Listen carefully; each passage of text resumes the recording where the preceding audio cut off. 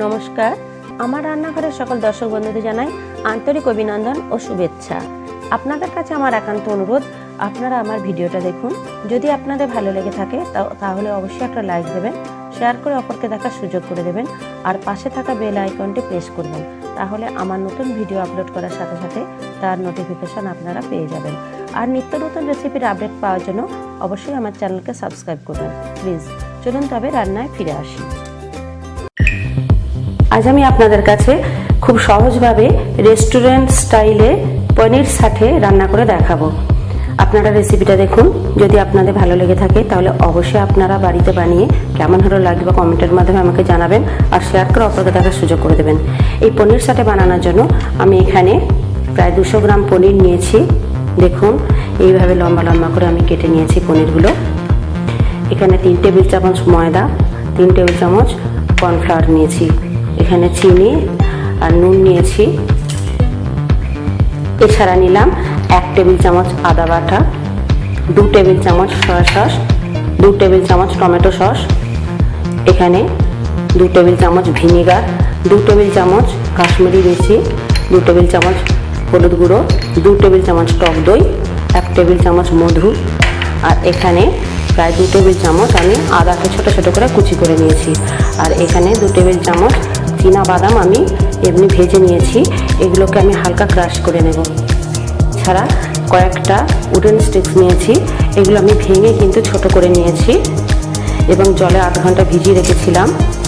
আর refine তেলে রান্নাটা করব। সম্পূর্ণ নিরামিষভাবে আমি রান্নাটা করেছি। সবার প্রথমে আমি পনিরটা ম্যারিনেট করে নেব। তার জন্য দিয়ে দিলাম ময়দা, দিলাম 2 টেবিল চামচ কর্নফ্লাওয়ার,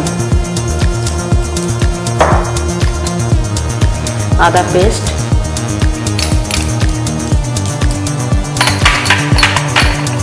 সয়া সস, 1 টেবিল চামচ সয়া সস দিলাম আমি, আর 1 টেবিল চামচ টমেটো সস দিলাম, 1 টেবিল চামচ কাশ্মীরি মির্চি, আর 1 টেবিল চামচ হলুদ গুঁড়ো দিয়ে খুব ভালো করে মাখিয়ে নিচ্ছি। আর দিয়ে দিলাম ভিনিগার।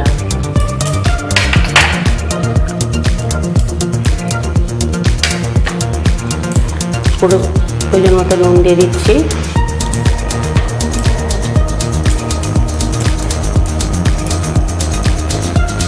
খুব সামান্য পরিমাণ জল দিলাম আমি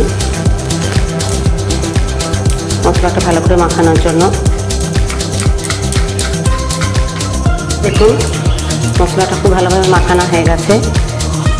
এবার আমি দিয়ে দিলাম খুব সামান্য পরিমাণ চিনি। এবার পনিরটা মশলার মধ্যে দিয়ে দিলাম। এইভাবে পনিরগুলো মশলার সাথে ভালো করে মাখিয়ে নিয়ে তারপরে আমি ডুবো তেলে ভেজে দেব। এবার আমি কড়াইয়ে রিফাইন তেল দিয়েছি, তেলটা গরম হয়ে গেছে। এবার আস্তে আস্তে পনিরটা দেখুন এই মশলার সাথে কুট করে তেলের মধ্যে দিয়ে দিলাম।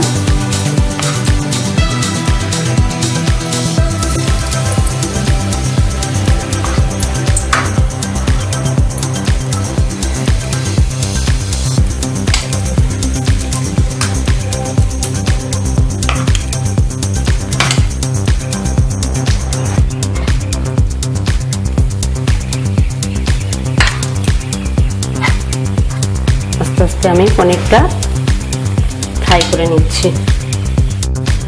আমি আস্তে আস্তে উল্টে দিচ্ছি। এক পিঠটা ফ্রাই হয়ে গেছে।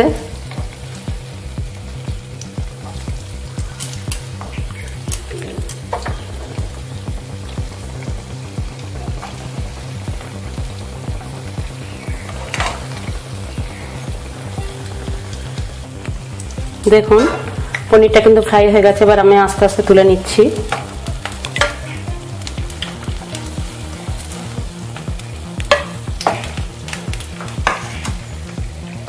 এবার আমি গ্যাসেতে একটা ফ্রাইং প্যানে একটু তেল দিয়েছি। ততক্ষণে কিন্তু আমার সমস্ত পনিরগুলো ভাজা হয়ে গেছে।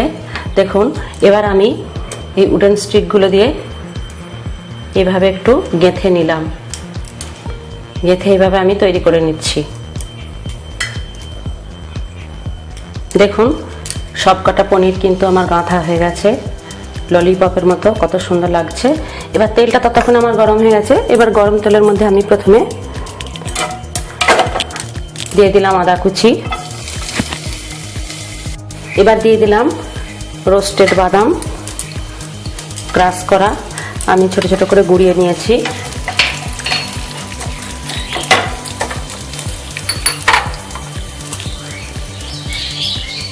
দিয়ে দিলাম সয়া সস,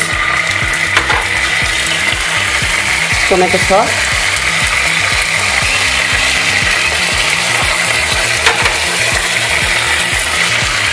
কাশ্মীরি মির্চি,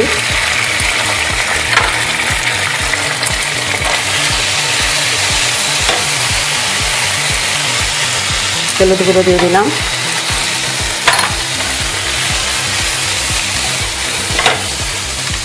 আর এবার দিয়ে দিলাম খুব ভালো করে ফেটানো টক দই।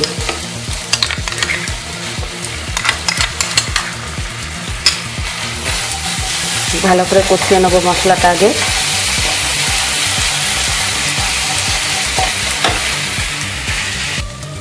মশলা কষা হয়ে গেছে। এবার আমি 1 টেবিল চামচ কর্নফ্লাওয়ার অল্প সামান্য জলে গুলে দিয়ে দিলাম। আবার একটু মশলাটা কষিয়ে নিচ্ছি। এবার আমি খুব সামান্য পরিমাণ জল দিয়ে দিলাম।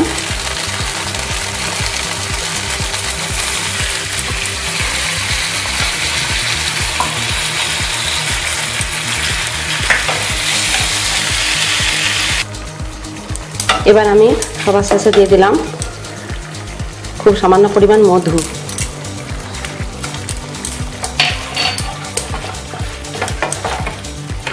আমার কিন্তু চাটনি একদম রেডি হয়ে গেছে। এবার এই গ্রেভির মধ্যে আস্তে আস্তে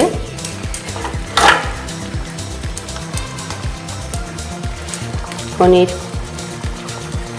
ফ্রাইগুলো আমি আস্তে আস্তে দিয়ে দিচ্ছি।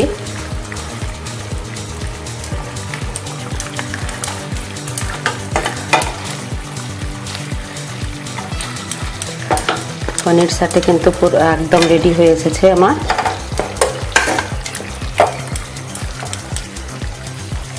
পনির সাথে কিন্তু একদম তৈরি হয়ে গেছে। এবার আমি গ্যাসটা বন্ধ করে দিলাম। দেখুন একদম তৈরি হয়ে গেল আমার রেসিপি পনির সাথে, সম্পূর্ণ নিরামিষভাবে তৈরি এই রেসিপি। আপনারা দেখলেন কত সহজে কত সুন্দরভাবে তৈরি করা যায়।